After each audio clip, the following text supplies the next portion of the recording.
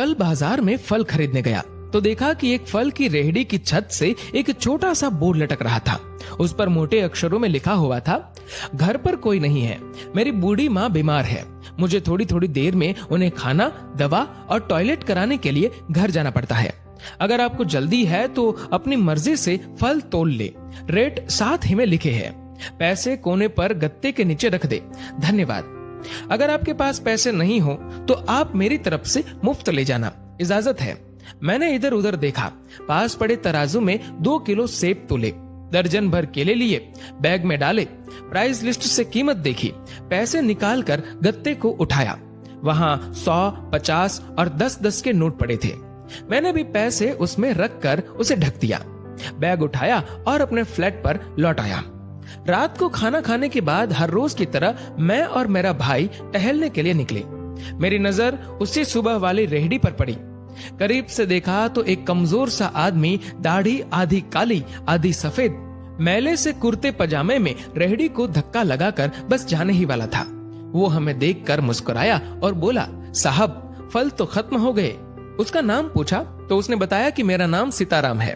फिर हम सामने वाले ढाबे पर बैठ गए। चाय आई। वो कहने लगा, पिछले 3 साल से मेरी माँ बिस्तर पर है, कुछ पागल सी भी हो गई है और अब तो लकवा भी मार गया है। मेरी कोई संतान नहीं है, बीवी मर गई है, सिर्फ मैं हूँ और मेरी माँ। माँ की देखभाल करने वाला कोई नहीं है, इसलिए मुझे ही हर वक्त माँ का ख्याल रखना पड़ता है। एक दिन मैंने माँ के पाँव दबाते हुए बड़ी नरमी से कहा, माँ तेरी सेवा करने को तो बड़ा जी चाहता है, पर जेब खाली है और तू मुझे कमरे से बाहर निकलने नहीं देती। कहती है तू जाता है तो जी घबराने लगता है। तू ही बता मैं क्या करूं, न मेरे पास कोई जमा पूंजी है। ये सुनकर माँ ने हाँफते कांपते उठने की कोशिश की। मैंने तकिए की टेक लगवाई। उन्होंने जुर्रियों वाला चेहरा उठाया, अपने कमजोर हाथों को ऊपर उठाया, मन ही मन राम जी की स्तुति की। फिर बोली, तू रेहड़ी वहीं छोड़ाया कर, हमारी किस्मत में जो होगा हमें इसी कमरे में बैठकर मिलेगा। मैंने कहा, माँ क्या बात करती हो, मैं रेहड़ी वहां छोड़ाऊंगा तो कोई चोर उचक्का सब कुछ ले जाएगा।